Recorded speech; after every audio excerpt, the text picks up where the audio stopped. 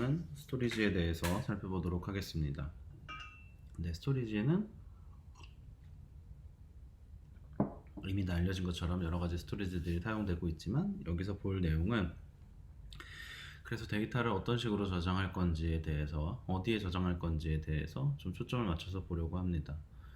네, 앞에서와 마찬가지로 기술에 집중한다기보다는 실제로 어떤 상황에서 어떤 스토리지가 필요한지에 대해서 고민하는 쪽으로 설명을 진행할 예정이고요. 그래서 우리가 데이터를 저장하는 방식을 뭐 간단하게 그냥 분산 스토리지에 저장하면 돼요 정도로 끝내지 않고 데이터를 저장하는 방식이 왜 여러 가지인가에 대해서 고민해 볼 거고요. 그런 이유로 얼마나 빨리 데이터를 보고 싶은가에 대한 사람들의 요구사항에 따라서 어떤 식으로 데이터 스토리지를 구성해야 하는지, 그리고 데이터가 양이 얼마나 많은지에 따라서 과연 분산 스토리지가 정말로 필요한 것인지 아닌지에 대해서도 한번 살펴볼 예정입니다. 그리고 데이터를 저장할 건데 어디에 저장하는 게 가장 분석에 용이할 것이냐에 대한 부분들을 살펴볼 예정입니다.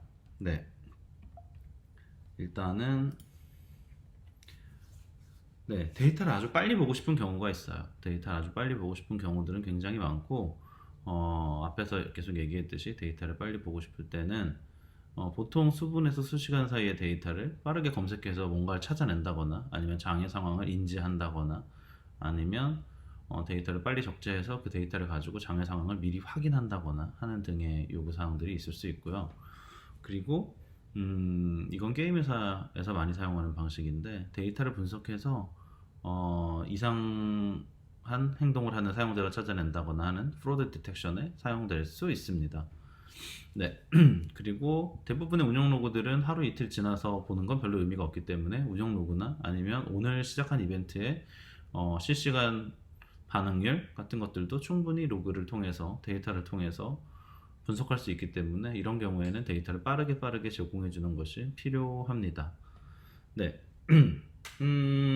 네, 데이터를 빨리 보고 싶은 경우는 사실 빅데이터랑은 별로 상관이 없을 수도 있어요. 네, 빅데이터 이전 시절에도 데이터를 빨리 보고 싶어 하는 욕구들은 충분히 있었고, 그 당시에는 대부분 DB를 이용했기 때문에 데이터를 빨리 보는 게 더 어렵지 않은 상황 시절도 있었죠.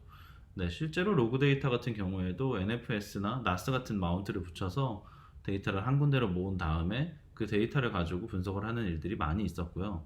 대신 이제 NFS나 NAS 같은 장비들을 사용하면 그 자체로 네트워크 트래픽을 엄청 많이 소모하기 때문에 그리고 NAS 장비나 NFS 서버에 네트워크 부하가 몰리기 때문에 그것 때문에 장애가 발생하는 경우도 생기죠. 그래서 그 부분들을 어떻게 해결할지에 대한 고민들이 있었던 것일 뿐, 데이터를 아주 빨리 보고 싶어하는 욕구들은 이전에도 충분히 존재했었다라고 생각하시면 될 것 같고요. 그래서 DB 같은 경우에는 리드온리 DB를 레플리카로 만들어서 DB를 리드온리 DB에 실제로 접근해서 데이터를 보는 등의 작업들이 기존에도 이루어지고 있었다라고 생각하시면 되고요. 그런 니즈들을 빅데이터 시대에는 어떻게 처리해 줄 거냐에 대한 논의들이 나오기 시작했습니다. 근데 뭐 과거에 했던 대로 레플리카 DB를 만들어 줄 수도 있고 나스나 NFS를 쓸 수도 있지만, 최근엔 좀 더 좋은 기술들이 나와 있어서 그 기술들을 활용해서 보여주고 있는데요. 대표적인 게 일래스틱 서치입니다. 뭐 라인을 비롯한 많은 회사들에서 일래스틱 서치를 도입하고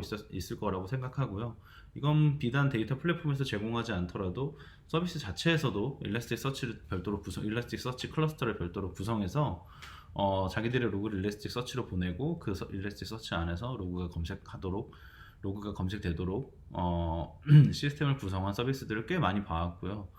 네, 그런 식으로 일래스틱 서치를 스토리지로 쓰고 위에 키바나를 분석 엔진으로 얹어서 검색을 하는 등의 방식들을 사용하고 있습니다. 그런데 이런 방식들이 좋은데 뭐가 문제냐 하면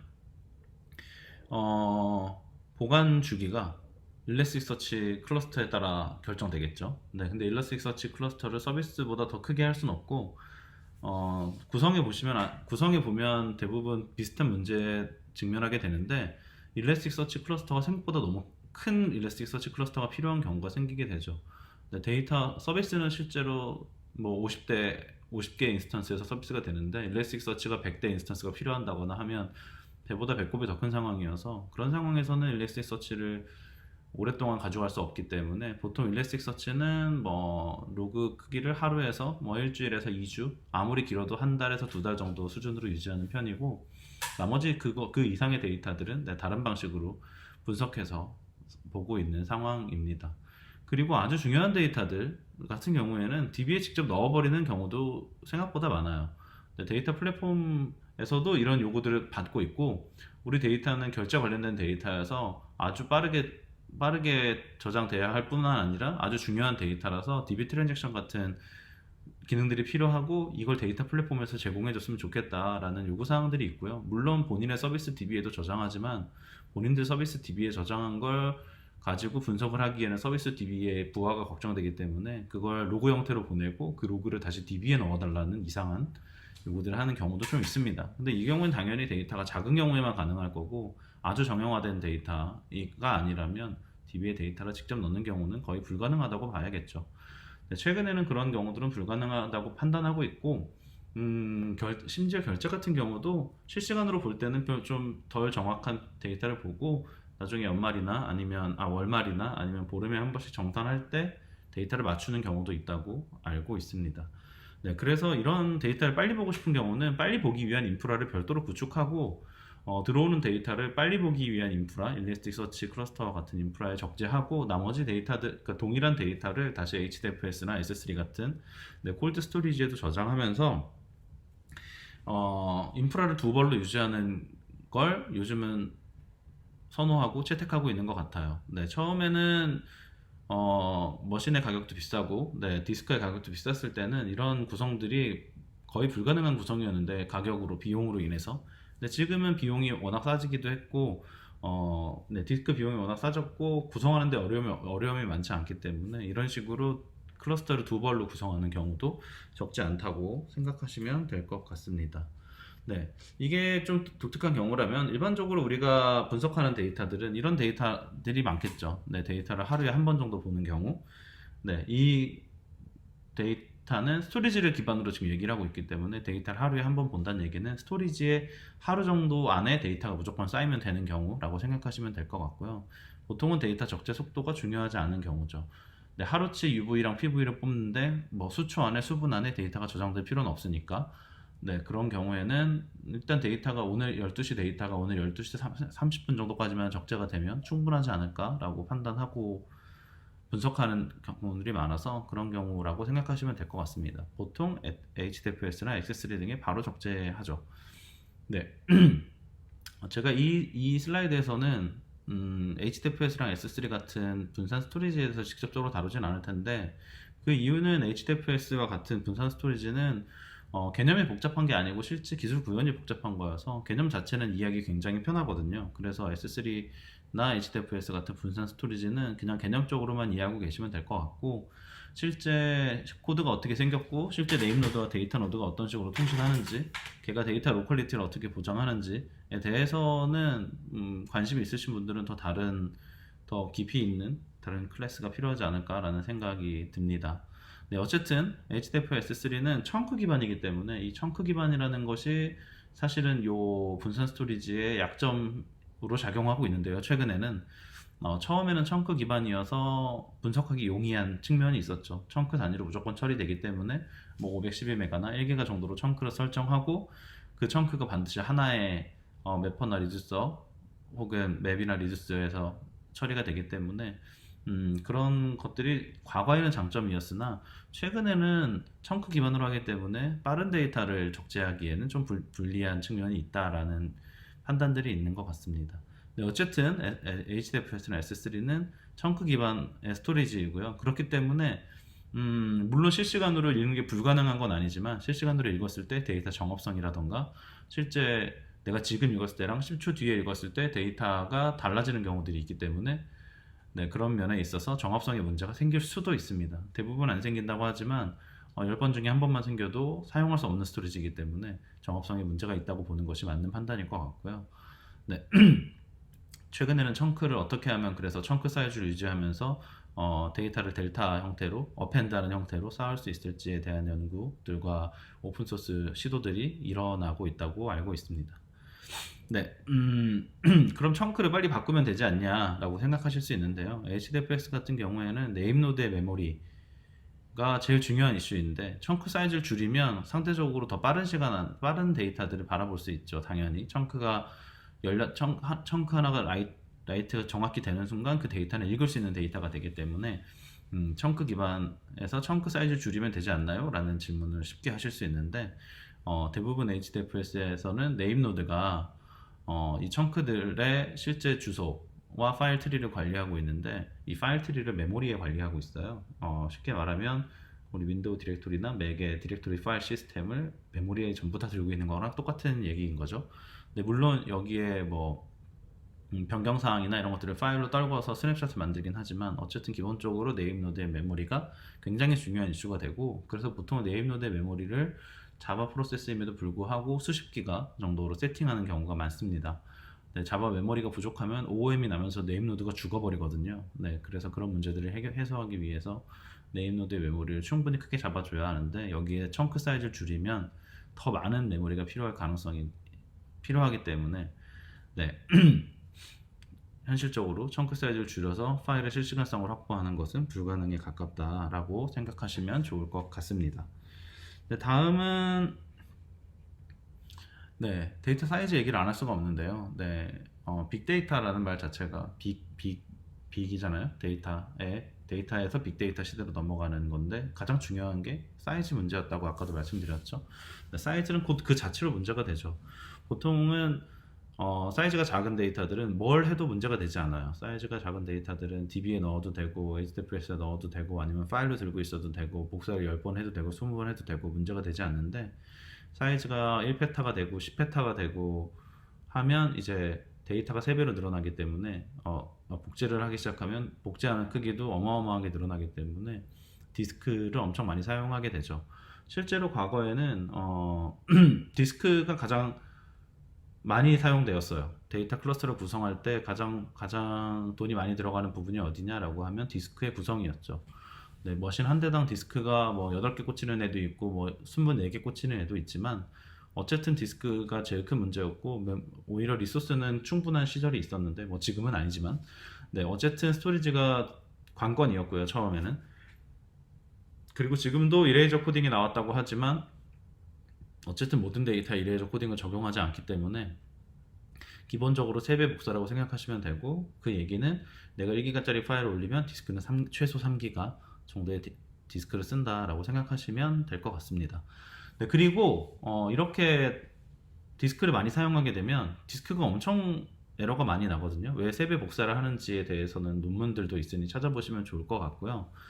디스크는 에러가 굉장히 잘 나요. 근데 디스크가 얼마나 많길래 이 에러가 문제가 되냐 하면 생각해보면 2테라짜리 10장이 꽂히는 머신은 20테라죠, 하나에. 근데 2페타가 되려면 걔가 100대는 필요하죠. 근데 보통은 요즘은 2페타 정도로 끝나지 않으니까 예를 들어 그래서 디스크가 1000장이라고 가정해보죠. 네, 머신이 100개고 하나당 10개 정도가 꼽혀요. 그러면 1000개의 디스크인데 그 중에 에러율이 0.1%만 돼도 한 개씩 계속 고장나는 거예요. 그렇기 때문에 디스크는 생각보다 고장이 잘 나는 매체이고 하드비 처음 나왔을 때 HDFS가 처음 나왔을 때도 이 부분을 충분히 염두에 뒀기 때문에 디스크가 날아가는 것에 대해서 뭐 걱정하실 필요는 없지만 어쨌든 데이터 복제라는 방식으로 해결하고 있다라고 생각하시면 될 것 같습니다. 네. 그러면 근데 최근에 와서 디스크 값도 싸지고 머신 값도 싸졌기 때문에 그러면 HDFS 말고 그냥 다시 DB로 돌아가면 안 되냐라는 얘기들도 종종 들려오는데요. 이렇게 생각하시면 될 것 같아요. DB도 디스크가 많이 꽂히고 CPU 사이즈가 올라가면 굉장히 비싸지고 HDFS는 스케일 업과 스케일 아웃이라고 생각하시면 되는데 네, 스케일 업의 경우에는 관리 코스트도 많이 들고 하기 때문에 DB가 잘 안 죽는 것 뿐인 거지 뭐 DB가 더 원래 구조적으로 안전해서 더 안 죽는다라는 건 뭐 동의하기 힘든 부분입니다. 그래서 DB가 좋냐 HDFS가 좋냐의 문제는 아니고 어떤 상황에서 DB를 써야 되고 어떤 상황에서 HDFS를 써야 하는가에 대해서 판단하는 게 더 낫지 않을까라는 생각이 듭니다. 네. 다음은 데이터 저장 위치에 관련된 얘기인데요. 방금 전에 분산 스토리지 얘기를 하고 다시 로컬로 오니까 좀 이상하게 생각하실 수도 있는데 사실은 요즘은 아까도 말씀드렸듯이 머신 한 대의 성능이 굉장히 좋기 때문에 어, 작은 규모의 서비스들 같은 경우는 굳이 HDFS를 사용하실 이유가 별로 없어요. 네, 그냥 성능 좋은 나스 하나로 놓고 어차피 작업은 메모리와 로컬 디스크 버퍼에서 일어나기 때문에 어, 그냥 성능 좋은 나스를 놓고 거기에 수십 기가에서 수십 테라바이트의 데이터를 넣은 다음에 그 데이터를 그냥 분석하시는 것도 뭐 나쁘지 않은 방법이라고 생각합니다. 실제로 스팍 같은 경우에는 분산 스케일 아웃된 머신들보다 그냥 성능이 좋은 스팍 머신을 몇 대 더 적은 대수로 넣는 것이 효과가 더 좋다는 연구 결과들도 있고요. 그만큼 네트워크 IO라던가 아니면 데이터 셔플에 많은 에너지가 들어가고 있다는 걸 알 수 있죠. 네, 그래서 데이터 저장 위치에서 로컬을 빼놓고 생각하게 되는데 빅데이터는 로컬이 아니다라고 생각하기 때문에 근데 실제로는 로컬에서 굉장히 많은 작업들이 일어나고요. 그게 뭐 그렇게 아주 비합리적인 거냐라고 하면 그렇지 않은 판단인 경우들이 많습니다. 근데 데이터 크기가 크지 않고 일회성 분석을 하는 데이터라면 더더욱 그렇고요. 대신 반대로 아까도 말씀드렸듯이 디스크가 오류가 자주 나는 매체이기 때문에 로컬 한 군데다가만 넣어놨다가 그 디스크가 날아가 버리면 데이터 유실되겠죠. 네, 그런 부분들은 다르게 대비하는 방법도 있겠죠. 요즘 뭐 레이드를 묶는 방법도 있고, 네, 아니면 백업을 잘 해놓는 방법도 있을 거고.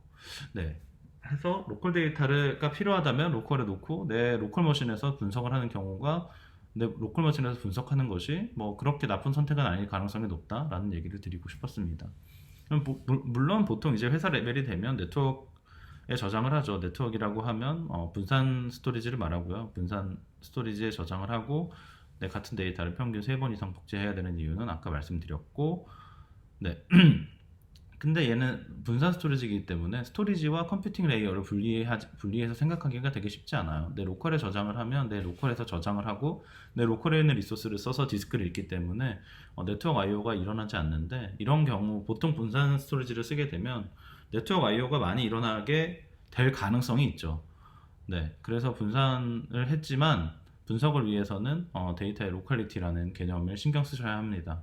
네, 다행히도 하둡은 데이터 로컬리티를 지원하고 있어서 내 노드 아이디를 주면 내 노드 아이디와 가장 가까운 보통은 자기 로컬에 있는 데이터를 미리 리턴해주는 메커니즘을 취하고 있지만 뭐 그렇지 않거나 아니면 아주 특별한 경우에는 그 로컬리티를 신경 쓰셔야 하는 상황이 되실 수도 있습니다. 그래서 어떤 경우에는 S3가 느릴 수도 있고 EMR이 더 빠를 수도 있고 뭐 하는 이런저런 케이스들이 나오는데 그때 데이터 로컬리티라는 부분을 신경 써 주시면 좋을 것 같습니다. 네. 이건 데이터 저장 위치에 대한 얘기였고요. 일반적인 데이터에. 이제 데이터가 특정 데이터로 픽스 되고 나면 이제 그 데이터들을 어떤 식으로 저장하면 좋을지에 대한 간략한 예시 같은 거고요. 일단 데이터는 뭐 파일 형태로 저장될 수도 있고 테이블 형태로 저장될 수도 있고 키 밸류 형태로 저장될 수도 있어요. 우리는 대부분 HDFS에 파일 형태로 데이터를 저장한다고 생각하지만 실제 그 데이터는 테이블에 매핑돼서 테이블 데이터처럼 읽히는 경우도 있고요. 최근에 컬럼널 데이터들 같은 경우 이제 최근이라고 하면 안 되지만 어쨌든 컬럼널 데이터 같은 경우에는 생긴 건 파일처럼 생겼지만 실제 디스크 액세스나 IO 같은 경우는 DB처럼 일어나기 때문에 그런 부분들은 뭐 테이블 형태라고 정의해서 이해하시는 것도 충분히 문제가 없을 거라고 생각합니다. 일단 파일 형태의 데이터를 먼저 보시면 파일 형태의 데이터는 대부분 비정형 데이터인 경우에 그냥 플레인 파일로 저장하고요. 최근에는 비정형 데이터는 앞서 서두에도 말씀드렸듯이 일단 분석이 덜 된 데이터들이에요. 분석이 덜 된 데이터들이고 분석이 될 수 없는 데이터죠. 정확히는 입수 시점에 분석이 될 수 없는 데이터여서 일단 파일의 형태로 저장하겠다 라는 의사결정을 내리는 경우가 많습니다. 네, 그러고 나서 당연히 그 파일을 읽어서 어떤 식으로 변환을 한 다음에 그걸 DB나 키밸류 형태로 변환해서 테이블이나 키밸류 형태로 변환해서 저장하게 되고요. 일단 파일 형태로 저장하는 건 데이터 유실 그 입수 시점에 너무 많은 작업을 하다가 장애가 나면 그 데이터가 유실될 가능성이 있기 때문에 일단 입수 시점의 비정형 데이터는 그냥 파일 형태로 저장한다 라고 생각하시면 되고 최근에 아마 가장 많이 저장되는 형태가 DB나 테이블 형태로 저장되는 걸 거고요. 심지어 가짜 DB나 가짜 테이블 가짜는 아니지만 어쨌든 DB나 테이블 형태로 들어오지 않은 데이터들도 DB나 테이블 형태로 저장하는 것을 목표로 하고 있습니다. 네, 그래서 어느 정도 정형 데이터를 만들어 놓는 게 분석하기 훨씬 편하기 때문에 DB나 테이블 형태 DB에 테이블 형태로 저장을 하려고 노력하고 있고요. 그러기 위해서 뭐 컬럼널 포맷 등과 같은 것들이 나왔고, 컬럼널로 데이터를 저장해서 그러니까 데이터로 저장해서 스토리지에 저장하고 그걸 DB에 바로 웹핑하는 작업들이 일어나고 있습니다. 이와 같은 방법으로 테이블 형태로 저장하면 좋은데, 그럴 필요가 없는 데이터들이 있어요. 정형 데이터 중에서 키만 알면 밸류의 값이 한꺼번에 업데이트되는 값들이 있죠. 대부분 뭐 피처 스토어 같은 레코멘데이션 관련 추천 관련된 값들인데, 어떤 특정 키에 대해서 밸류 값이 항상 정해져 있는 스토리지들은 굳이 DB에 저장할 필요 없이 그냥 키밸류 스토리지에 저장하면 훨씬 더 빠르게 액세스를 보장할 수 있고 리드라이트 성능을 보장할 수 있기 때문에 키밸류 형태로 저장하게 되는데, 이때 밸류의 값을 신경 쓰지 않기 때문에 제가 비정형 데이터라고 그냥 써놨고요. 어떤 스토리지들이 있냐 하면 뭐 HBase나 몽고DB나 레디스 같은 것들을 스토리지로 사용합니다. 네. HBase랑 몽고DB를 스토리지로 사용하는 경우들은 많은데, 레디스를 보조 스토리지로 사용하는 케이스들도 생각보다 많다고 인지하고 계시면 좋을 것 같아요. 실제로 레디스는 캐시지만 캐시가 날아가지 않고 계속 있으면 스토리지랑 똑같은 역할을 하거든요. 그래서 캐시면서 스토리지인 형태로 레디스를 사용하고 있는 조직들도 있다라고 생각하시면 될 것 같습니다. 네, 그리고 그 다음은 전처리에 관련된 얘기인데요. 전처리에 관련된 얘기부터는 기술에 관련된 얘기라기보다는 어떤 식으로 데이터를 처리할 것이냐에 관련된 얘기이기 때문에 아마도 기술 얘기보다는 그냥 개념적인 설명 얘기가 더 많을 것 같습니다. 네. 일단 전처리는 데이터 정제 방식에 관련된 얘기이고요. 그래서 고민해야 하는 건 딱 하나밖에 없습니다. 어떻게 데이터를 정제해서 어떤 식으로 전처리 후 데이터를 제공할 것인가에 대해서 고민해야 하는데, 앞에서 말한 비정형 정형 데이터를 예로 들어 설명하면, 정형 데이터 같은 경우에는 일단 데이터 정의가 거의 완벽한 데이터를 정형 데이터라고 부르기 때문에 정합성만 체크하면 충분하지 않을까라고 생각합니다. 이 정합성이라는 것이 근데 뭐 쉽진 않은데, 상대적으로 로그 자체에 정합성이 있을 수도 있고요. 어떤 로그가 남았는데 이 로그에 남으면 안 되는 데이터가 남았는지 안 남았는지를 확인하고 하거나, 아니면 그 로그가 이 시간에 남겨지면 안 되는데 왜 이 시간에 남겨졌지 정도로 확인하거나, 아니면 로그 간의 정합성도 있습니다. 이 로그가 남겨진 다음에 저 로그가 남겨져야 하는데 시간의 순서가 반대로 됐다거나, 아니면 해당 로그가 남겨지기 위해서는 반드시 앞에 무슨 로그가 남아야 하는데 그 로그가 남지 않았다거나 하는 등의 정합성 체크들도 이 과정에서 필요하고요. 이런 것들을 안 할 것 같지만 실제로 다 합니다. 서비스들이 로그 간의 정합성 체크를 반드시 되게 중요하게 생각하고 있고요. 왜냐하면 서비스라는 것은 일종의 사용자의 액티비티의 집합이고, 시계열 데이터로 분석이 가능하기 때문에, 시계열 데이터처럼 분석이 가능하기 때문에 특정 액션이 일어나기 전에 다른 액션이 반드시 일어나야 하는 것들이 존재합니다. 이런 것들을 미리 체크하지 않으면 서비스가 잘못되었는데도 데이터 분석을 잘못해서 우리 서비스의 지금 상황이나 아니면 서비스의 서비스 전체가 이상한 길로 빠지지 않게 하기 위해서라도 반드시 로그 간의 정합성 체크는 필요하고요. 로그 전체에 대해서 기본적인 통계 데이터도 분명히 필요합니다. 특정 로그가 특정 로그에 비해 많이 남으면 안 되는데 특정 로그가 특정 로그에 비해 많이 남는다던가, 아니면 이 로그는 전체 몇 퍼센트 정도 항상 남아왔는데 갑자기 이번 주에 퍼센트가 올라갔다던가 하는 등의 분석이 하는 등의 로그 정합성 체크를 하지 않으면 이게 서비스가 잘못된 건지 아니면 로그가 잘못 남은 건지 에 대한 판단이 어렵기 때문에, 그 부분에 대해서도 내 전체 로그 분포에 대해서도 간략하게나마 정보를 가지고 있어야 하고, 그 정보들이 전처리 과정에서 체크가 되면 충분히 좋지 않을까라고 생각합니다. 그리고 정형 데이터의 경우에는 이미 로그 자체는 정제되어 있는 경우가 많기 때문에 대부분 테이블이나 키밸류 형태로 저장이 되고, 정제 후라고 하기보다는 체크 과정을 거치고 난 이후에 그 데이터를 그냥 그대로 바로 사용하는 경우들이 더 많습니다. 물론 중복 데이터 제거 같은 아주 자잘한 작업들이 일어나긴 하고, 실제로 데이터 형태를 바꾸는 작업들, 예를 들어 처음에 들어왔을 때는 그냥 로우 데이터로 들어왔다면 그거 컬럼널로 변경한다거나 하는 등의 변경 작업들이 일어날 수는 있지만, 데이터 자체를 새로 구성한다거나 하는 일은 없고, 데이터는 그 자체로 이미 충분히 의미를 갖고 있기 때문에 데이터 자체에 내용을 변경하는 일은 거의 없다고 생각하시면 될 것 같습니다. 근데 반대로 비정형 데이터 같은 경우는 수많은 정제 작업들이 필요한데요. 간략하게 설명을 해드리면, 일단 비정형 데이터는 정형 데이터로의 가공이 필요해요. 이게 무슨 말이냐 하면, 처음에 빅데이터가 나오고 빅데이터 입수와 스토리지와 분석에 대해서 사람들이 토론을 할 때, 더 이상 정형 데이터는 필요하지 않다라고 말했었어요. 뭐 정형 데이터라고 말하는 게 보통 테이블 형태의 데이터를 말하는데, 필요하지 않다라고 말했었어요. 왜냐하면 시대가 바뀌었고 더 이상 시퀄은 필요하지 않을 것이다 라는 믿음 같은, 혹은 패러다임의 전환 같은 것들이 일어나지 않을까라고 생각을 했었는데, 이제 10년이 더 지났죠. 네. 10 몇 년이 지나고 나서 보니 그 얘기는 틀렸고, 오히려 시퀄의 중요성이 더 강조되고 있습니다. 데이터를 분석하기 위한 그 수많은 테크닉과 수많은 메커니즘들은 여전히 쿼리에 기반하고 있고요. 쿼리를 어떻게 잘 짜고, 쿼리만큼 풍부한 레퍼런스를 가지고 있는 게 없기 때문에 대부분 데이터들을 테이블 형태로 변경해서 분석하기를 원합니다. 데이터 분석가들이 그렇고, 새로 유입되는 데이터 분석가들도 물론 파이썬과 R 같은 것들을 사용하고 있지만, 어쨌든 스트럭처드 데이터가 아니면 분석하기가 워낙 힘들기 때문에 언스트럭처드 데이터, 비정형 데이터들을 당연히 정형 데이터로 바꾸는 작업들을 먼저 진행합니다. 그래서 비정형 데이터의 경우에는 일단 정형 데이터를 가공이 먼저 필요하죠. 뭐 CSV나 TSV나 JSON이나 아니면 그와 유사한 형태의 테이블 컬럼널 포맷으로 변경하기를 원하고요. 변경돼야 분석할 수 있다라고 말하는 분석가들이 많고, 그렇지 않으면 본인들이 그렇게 정형 데이터 형태로 변경해서 분석하기 때문에 데이터 전처리 과정에서 정형 데이터로 변경해주는 작업을 해주면 엄청 도움이 많이 되지 않을까라고 생각합니다. 네, 근데 정형 데이터로 만드는 과정은 좀 되게 많은 방법들이 있는데, 제가 여기서 예로 들어드리는 방법은 뭐냐 하면, 비정형 데이터를 가지고 정형 데이터를 만들려면 컬럼 이름과, 쉽게 생각하면 컬럼 이름과 데이터가 필요하죠.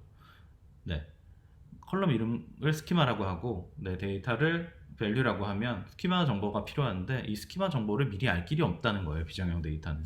그래서 스키마들을 관리할 수 있는 별도의 서비스가 필요하게 되죠. 네, 분석가가 분석을 할 때 데이터의 스키마를 전부 알 수 없는 상태에서 데이터를 접근하는 경우가 많기 때문에, 그 분석가들에게 이 데이터들은 어떤 컬럼 이름들을 가지고 있어요 정도의 데이터를 제공해 주면 훨씬 더 분석에 도움이 되고 의미를 파악하는 데도 도움이 됩니다.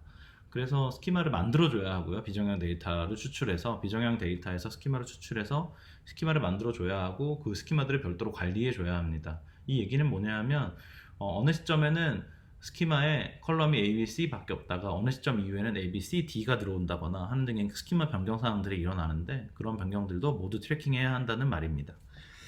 네. 그래서 그런 스키마 레지스트리가 별도로 필요하고, 이걸 제공하는 아파치 카프카를 제공하는 컨플루언트 같은 데서는 스키마 레지스트리를 별도로 만들어서 제공을 하기도 합니다. 그리고 아파치 자체적으로도 아파치 아틀라스 같은 경우에는 스키마를 어느 정도 스키마 관리 방식을 제공하고 있습니다. 네, 그리고 물론 비정형 데이터를 정형 데이터로 만들었다고 해서 거기서 끝나는 건 아니고요. 앞에 정형 데이터에서 했던 정합성 체크 과정들은 비정형 데이터에서도 동일하게 거쳐줘야 합니다. 그래야 이 데이터가 쓸 수 있는 데이터인지 아닌지를 확인할 수 있게 되고요. 그 데이터가 쓸 수 있는지 아닌지를 알아야 데이터 분석 결과가 어느 정도 의미를 가지는지 알 수 있게 됩니다. 네, 그래서 전처리 과정에서 필요한 컨셉들은 이 정도고요. 실제로 그럼 요즘은 뭐가 많이 쓰이냐 하면, 아파치 에이브로라고 불리우는 데이터 직렬화 관련된 스키마, 원래는 RPC용 데이터 직렬화 프로토콜이었는데 지금은 빅데이터에서 데이터를 처리하기 위한 에이브로 포맷 자체를 많이 사용하고 있습니다. 카프카에서 직접 읽을 수도 있고요. 일단 데이터 직렬화가 가능하고, 데이터 자체 자기의 정의를 넣을 수 있어요. 이 컬럼은 뭐고 이 컬럼 밸류는 뭐다 라고 넣을 수 있고, 그걸 카프카에서 직접 읽어서 걔를 스키마 레지스트리에 저장하고, 그 데이터는 컬럼널로 변경해서 스토리지에 바로 저장하는 등의 작업들을 한 번에 할 수 있죠.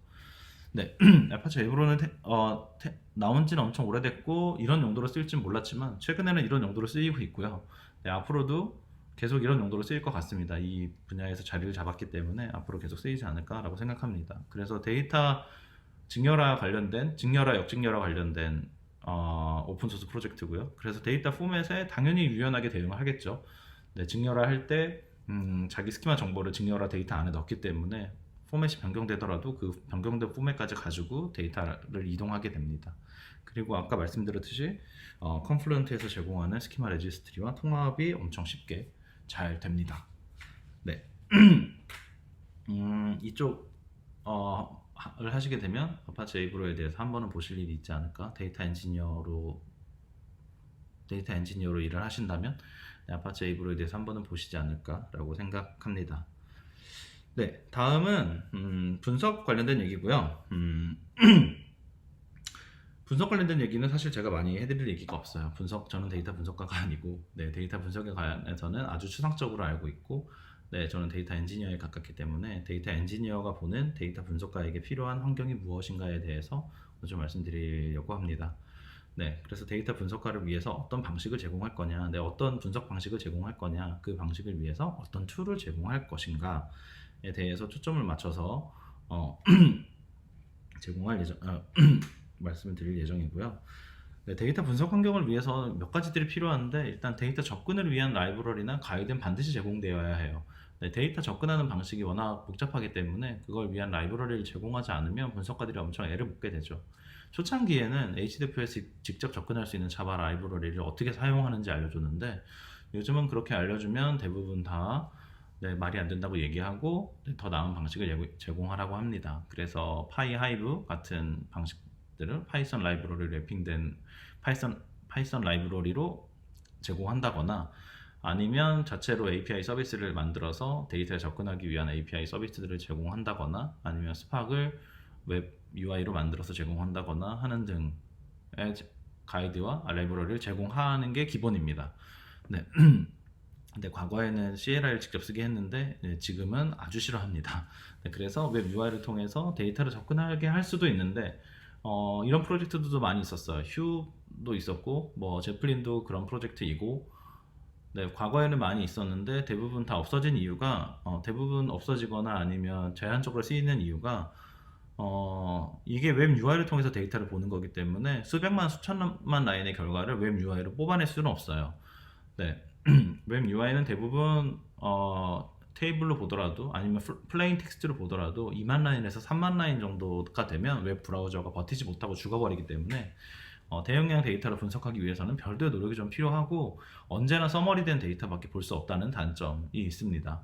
네, 뭐 샘플로 20개만 본다거나 샘플로 50개만 본다거나 아니면 카운트에서 카운트 결과만 본다거나 하는 방식으로 별도의 노력이 필요하고 그것이 어떤 경우에는 분석을 더 어렵게 하는 경우도 있어서 반드시 이게 뭐 만능이다라고 말하기 쉽지 않을 것 같고요.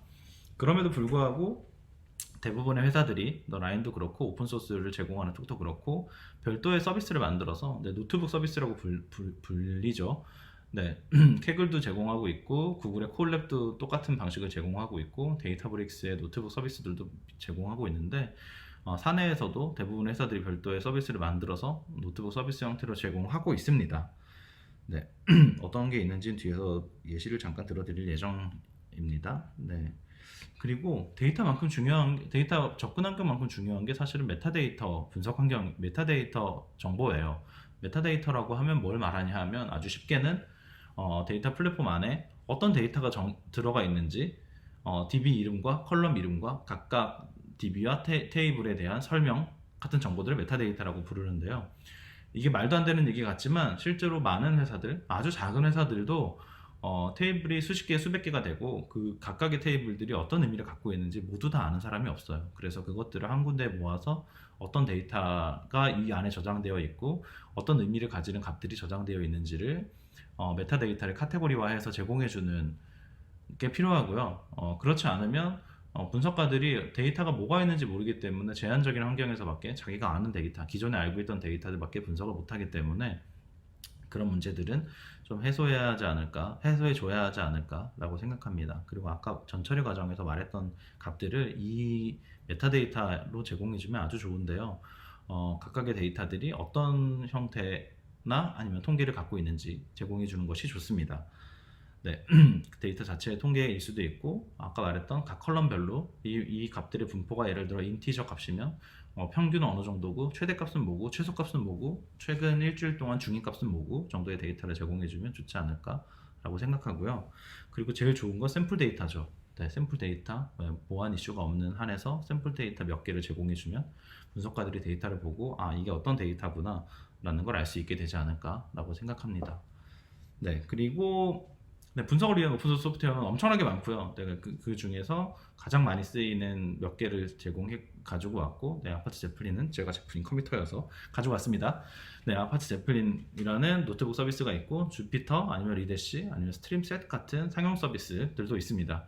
네, 위에 세 개는 오픈소스고요. 물론 다들 상용 서비스 제공하지만, 네, 맨 밑에는 오픈소스가 아니고 상용 서비스만 제공합니다. 네, 어쨌든 이쪽은 분석 쪽은 워낙 고객의 니즈가 다양하기 때문에 오픈소스만으로도 한계가 있는 것이 분명하고요. 그래서 각각 사용자의 요구사항에 맞춰서 커스텀한 기능들을 제공해주는 오픈소스 프로젝트들이 많이 존재합니다. 제플린도 상용 서비스를 존재하고 주피터도 당연히 상용 서비스가 존재하고요. 리대시도 엔터프라이즈 서브스크립션 존재하고 스트림셋도 당연히 가격을 받아서 더 좋은 기능을 제공하고 있습니다. 그래서 그 중에 뭐 나머지는 자세한 툴의 사용법들은 찾아보시면 될 것 같고, 하나만 예로 가지고 오면 제플린은 이렇게 생긴 툴입니다. 노트북이고요. 쿼리가 지금 숨겨져 있는데 각각 쿼리 결과를 이런 식으로 차팅하거나 아니면 그래프로 보여주는 역할을 하는 툴이라고 생각하시면 될 것 같습니다. 네, 어널리시스는 이 정도로 설명하면 충분할 것 같고요. 분석은 워낙 다양한 요구사항들이 있기 때문에 그 요구사항들에 맞춰서 분석 툴들을 구성하거나 아니면 별도로 개발하는 노력들이 필요하다고 생각합니다. 다음은 데이터 프로덕트 관련된 설명인데, 데이터 프로덕트 관련해서는 워낙 회사마다 사용되는 데이터 프로덕트의 형태가 다르고 사용되는 시스템이 다르고, 반대로 얘기하면 아직 데이터 프로덕트에 대해서는 정형화된 시스템이 존재하지 않는 것 같습니다. 네, 가장 최근에 관심이 생겼던 분야이고, 네, 관심이 생겼던 분야이기 때문에 데이터 프로덕트에 대해서는 예시를 하나 들어서 설명해 드리는 것으로 가름하고자 합니다. 네, 데이터 프로덕이라고 하면 일반적으로 얘기하기에 데이터 분석 결과를 어떤 식으로든지 서비스에 영향을 미칠 수 있도록 제공하는 형태라고 보시면 될 것 같고요. 네, 그 최근에 가장 많이 사용되는 데이터 프로덕은 당연히 추천과 피처 스토어입니다. 네, 추천은 말 그대로 어떤 사용자들에게 어떤 것을 제공함에 있어서 우선순위를 정하는 걸 말하는데, 분석 결과는 사실 기본적인 분석이라기보다는 요즘은 머신러닝과 AI 관련된 모델들이 워낙 잘 나와 있어서 그 모델들을 기반으로 하는 분석 결과를 제공할 수도 있고, 어떤 서비스들은 모델 자체를 제공하기도 합니다. 네, 그런 식으로 추천들이 이루어지고 있고요. 피처 스토어는 반대로 사용자들을 그룹핑하고 그 그룹들의 사용자들의 특성을 판단하고 그 그룹의 사용자들이 갖고 있는 특성들을 특정 사용자에 대해서도 동일하게 적용하기 위해서 제공하는 서비스들을 말하고요. 그런 서비스들은 회사 내부에서 어떤 식으로든지 분석을 해서 찾아내고 그 찾아낸 것들을 데이터베이스 형태로 가지고 있는데, 이것들을 서비스마다 다 따로 가지고 있기 때문에 이 부분에 대해서 한꺼번에 제공하는 플랫폼이 있으면 좋지 않을까라는 요구사항들이 계속 나오고 있고, 네, 많은 회사들이 비슷한 고민을 하고 있는 것 같습니다. 특히 서비스를 열심히 하는 회사들일수록 추천과 피처 스토어는 굉장히 중요한 개념이기 때문에 그들이 어떤 식으로 데이터 프로덕트를 서빙하는지 살펴보는 것도 좋을 것 같습니다. 아마 내년이나 내후년쯤에 비슷한 걸 다시 만든다면 그때는 이런저런 회사들이 공개하고 있는 자료들을 바탕으로 할 수 있을 것 같은데, 지금은 공개하고 있는 것들이 거의 없어서 일단은 아주 단순한 모양의 데이터 프로덕트과 그 서빙 모델을 도식화해 보았습니다. 네, 일단 레코멘데이션과 피처는 어떤 식으로든지 만들어져서 어떤 스토리지에 저장이 되어 있다고 가정할게요. 네, HDFS에 저장되어 있을 수도 있고 DB에 저장되어 있을 수도 있고, 피처 역시 피처는 상용 DB에 저장되어 있을 가능성은 거의 없죠. 데이터가 워낙 방대하기 때문에 방대한 매트릭스를 가지고 있기 때문에 거의 없지만, 어쨌든 키밸류 스토리지나 아니면 HDFS에 저장되어 있다고 가정하겠습니다. 그리고 서비스 A와 서비스 B는 각각의 레코멘데이션과 피처의 기능들이 필요로 한데, 과거에는 서비스에서 무슨 수를 써서든 레코멘데이션과 피처들을 가지고 갔어요. 네, 새로운 피처들이 나왔는지, 피처 목록이 있는지, 새로운 추천이 새롭게 업데이트 됐는지 스스로 확인한 후에 그것들을 서비스에 업데이트하고 각각의 서비스들이 그 데이터를 활용했는데, 최근 추세는 이걸 데이터 플랫폼에서 제공해 주면 좋을 것 같다는 것이고, 데이터 플랫폼에서 그래서 API 서비스를 만들어 줬으면 좋겠다는 얘기들입니다. 네, API 서비스 당연히 아주 낮은 응답성을 필요로 하기 때문에 API 캐시가 붙은 API 서버들이 유지될 거고요. 캐시는 서비스 레이어에서도 붙지만 당연히 추천과 피처 스토어 앞단에도 캐시가 별도로 제공돼야 한다고 생각합니다. 왜냐하면 추천과 피처는 갱신될 수 있지만 어떤 경우에는 없을 수도 있거든요. 그런 경우에는 과거에 있었던 데이터들을 보내줘야 한다거나 아니면 없다고 리턴을 해야 한다거나 하는 복잡한 요구사항들이 있는데, 그 요구사항을 다 충족시키면서도 낮은 레이턴시를 가지고 응답을 하려면 캐시가 여기저기 들어가게 되지 않을까라고 판단하고 있습니다. 그래서 아주 간략화된 도식은 이 정도 서비스, 이 정도 모양이 될 것 같고요. 저 가운데 있는 API 서비스를 데이터 플랫폼에서 담당하고 하면서 동시에 서비스의 비즈니스 로직을 어떤 식으로든지 API에 잘 녹여낼 수 있어야 하지 않을까라고 생각하고 있습니다. 데이터 플랫폼은 이 정도 모양이 대부분 아주 일반적인 모양일 것 같고요. 어떤 식으로 진행될지는 고민이 조금 더 필요한 부분이지 않을까라고 생각합니다. 네, 다음은 제가 서두에 얘기했던 배치 시스템 관련된 얘기인데요. 배치 시스템은 최근에 배치 시스템이라고 하면 대부분 아파치 에어플로우를 생각하시는 것 같아요. 그래서 아파치 에어플로우 관련된 이미지 2장을 가지고 왔고요. 에어플로우를 여기서 설명하기에는 너무나 방대한 에어플로우의 기능들이 있고, 왜냐하면 배치 시스템은 배치 자체에 대해서 또 고민해야 하지만, 배치가 잘 동작하기 위해서는 각각의 스테이지들, 태스크들이 어떤 식으로 연결되어 있고, 걔네들이 정합성을 어떤 식으로 체크할 것인지, 걔네들이 서비스를 어떻게 보장할 것인지를 고민해야 하는 부분들이 있어서, 아파치 에어플로우 같은 경우는 이 왼쪽 사진처럼 저런 스텝들로 서비스를 구성할 수 있는데, 각각의 스텝들의 성공과 실패 여부를 전부 다 컨피겨러블하게 만들어 놓았고, 어떤 센서를 통해서 어떤 식으로 센싱할 건지에 대한 것들도 별도로 정의할 수 있기 때문에, 배치 시스템을 제가 이 자리에서 이건 이렇고 저건 저렇고라고 하나하나 설명하는 것보다는 배치 시스템이 그래서 가지고 있는 고민들이 무엇이냐 하면, 과거에는 배치 자체에만 고민을 했는데 최근에는 로그를 입수하는 것부터 각각의 스테이지들이 정확하게 동작했는지, 왜냐하면 어떤 경우들이 있냐면 데이터가 없어도 쿼리가 동작하는 데는 별로 문제가 없기 때문에, 예전에 많은 경우에 데이터가 없는데 쿼리는 성공적으로 끝나는 형태로 결과를 리턴하는 상황들이 많았어요. 그걸 확인할 방법이 별로 없는 거죠. 그래서 에어플로우에서는 데이터가 들어와 있는지, 평소대로 데이터가 적재되어 있는지, 적재된 데이터가 지금 적재 중인 건지 적재가 완료된 것인지에 관련된 센서들을 제공하고 있고, 그런 센서들을 가지고 각각의 스테이지들이 지금 정확히 동작하고 있는 건지, 아니면 데이터가 없는데도 그냥 돌아서 성공이라고 표시해 주는 건지 또 센싱할 수 있는 기능들이 있어서, 그런 기능들에 대해서 어떤 모든 걸 다 설정으로 가능하게 만들어 놓은 시스템이죠. 그래서 에어플로우를 위시로 한 배치 시스템들 같은 경우에는 그런 부분들에 대한 고려도 지금은 들어가 있어서 배치 시스템 자체가 곧 데이터 처리 플로우라고 말할 수 있을 것 같기도 해요. 오픈소스로는 아파치 에어플로우가 있고, 상용 솔루션들은 엄청 많죠. 타블류도 비슷한 기능을 제공하고, 그리고 데이터브릭스의 노트북들도 비슷한 기능을 제공합니다. 근데 배치 시스템 자체는 과거에는 배치라고 생각했지만 최근에는 전체 데이터 플로우, 워크플로우에 대해서 관리하는 시스템이라고 판단하시는 게 더 좋을 것 같고요. 그 부분에 대해서도 관심이 있으시면 열심히 찾아보시면 아주 재미있는 이야기거리들이 있을 거라고 생각합니다. 네, 그래서 전반적으로 빅데이터라고 하면, 빅데이터 인프라들은 여러 인프라들이 있지만, 관리를 위해서 이런 배치 시스템 없이 관리하는 건 거의 불가능하다라고 생각하시면 좋을 것 같고요.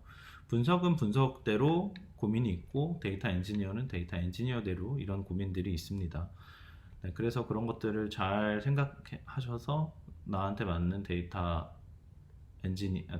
인프라가 무엇인지 고민하고, 어떤 의사결정을 통해서 이런 인프라가 선택되었는지 논리적으로 말할 수 있게 하는 게 빅데이터 엔지니어 혹은 데이터 엔지니어의 롤이지 않을까라고 생각합니다. 네, 오늘 개론 수업은 이 정도로 마치도록 하겠습니다. 고생하셨습니다. 감사합니다.